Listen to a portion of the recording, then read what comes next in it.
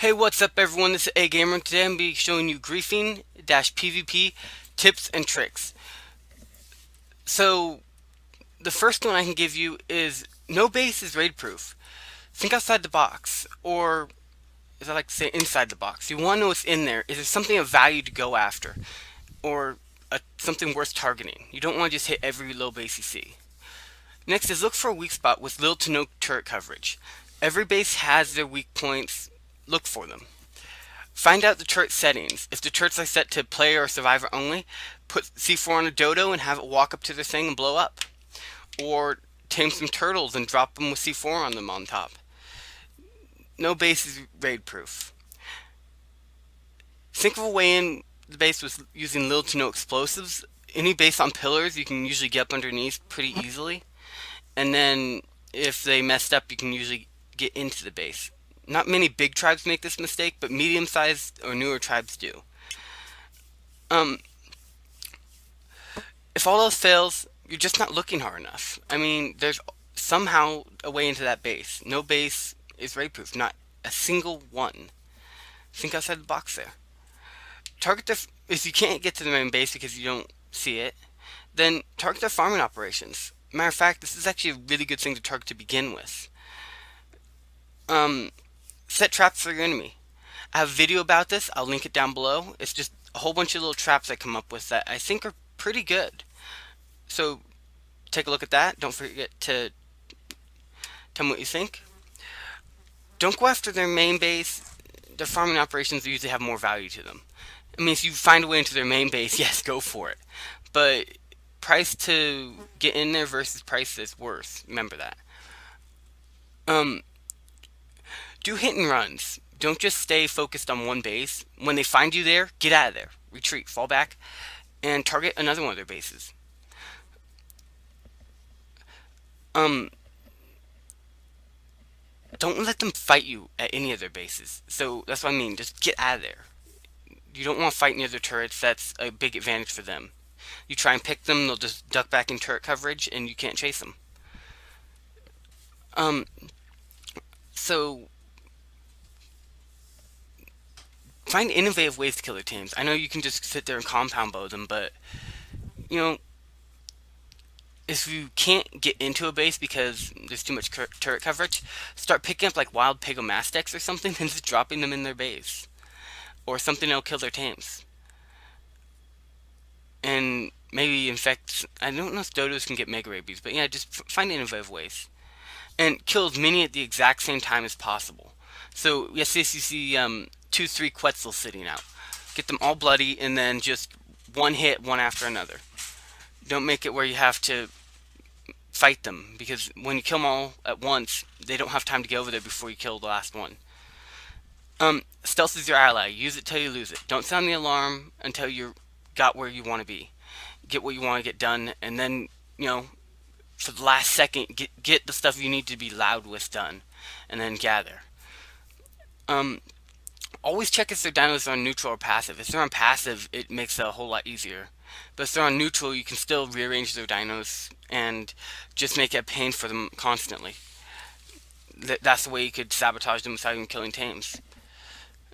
Don't be afraid to camp. It's all fair game. I mean, you can go camp their door or something, wait for someone to open it, and then rush in and club them out or something like that.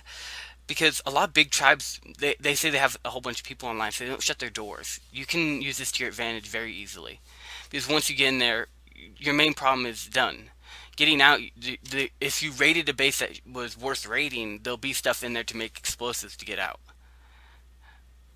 Bola people if you sneak up on them. Don't go straight to killing them. This is a mistake I see a lot of people make, is they don't carry bolas on them, and when they see someone like sitting beside their wyvern at the obelisk or something, they go try and club them out, they hop right back on their wyvern and they're safe. Bola them. They can, even if they're standing 1 inch from their mount, they cannot get on it while they're bola'd. Have grapples and parachutes. They're lifesavers. And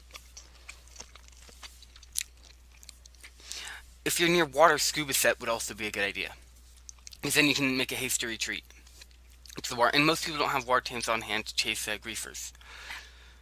Um,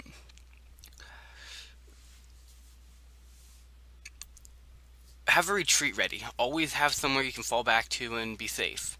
This is a mistake I see a lot of people make, is they don't have a retreat lined up. So the second you like get in trouble and you know you need to get out of there, run for your Pteranodon, get out. You should know when it's time to go. And have it where they can't like follow you, because that's the nice thing. You want to get out of there before they find you. And annoy them to the moon and back. I mean, don't be afraid to lose your gear, because their tames are worth a lot more. Just always talk smack and get them annoyed. When they chase you outside the base, that's your golden time. That's when you get to do your magic. Now, you don't want to do this in voice chat, because then they can memorize your voice and say, "Ooh, I know that guy," and don't have have human as your player name. Otherwise, when you do get discovered, they can link you back to every griefing that has that name. And decide what you want your character's stats in. If you don't want to do like a half club build and half health build, because clubbing and health don't go together too well. And have a good amount of fortitude. The only way they can actually stop you from griefing them is if they cage you. Other than that, you can just keep respawning and going back. And a good amount of health is 400, because then when they drop you, you can still move when you hit the ground. I believe 430 makes it when you hit the ground you can still run. Always have a good amount of fortitude too. Sorry, I'm eating, guys. Because, and I already went over that. Most Petras only have 350 carry weight. Remember this. So your Petra probably only, well, less than 350 carry weight. Remember this though, because when you are griefing them, if you get over that much weight on you, when they pick you up, they can't move. Then you can grapple to them and kill their tame without them having any chance to really fight back. And if you get loot, bank it as quick as you can. A good way of doing this is hiding a small chest inside of a stone foundation, or if you sink 2 foundation levels.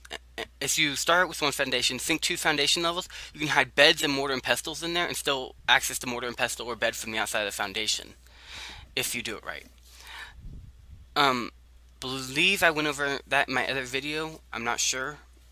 And so that's always a good tip. But then if your base gets raided, you can have like your stuff stored under your foundations and your bed under there, so you can just spawn back and get right back to what you're doing. And make your base look raided. I mean, I know it's a stupid thing to say, but a blown-in base is a lot less tempting to finish blowing up than a base that's still standing. If someone sees a base that's still standing, then they'll be willing to waste C4 to wreck your day.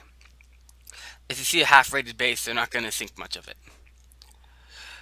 When you get loot, bank it ASAP with the method I told you above, or have somewhere to put it. And don't give up. I mean, no matter what, just keep going, keep fighting, and oh, lag.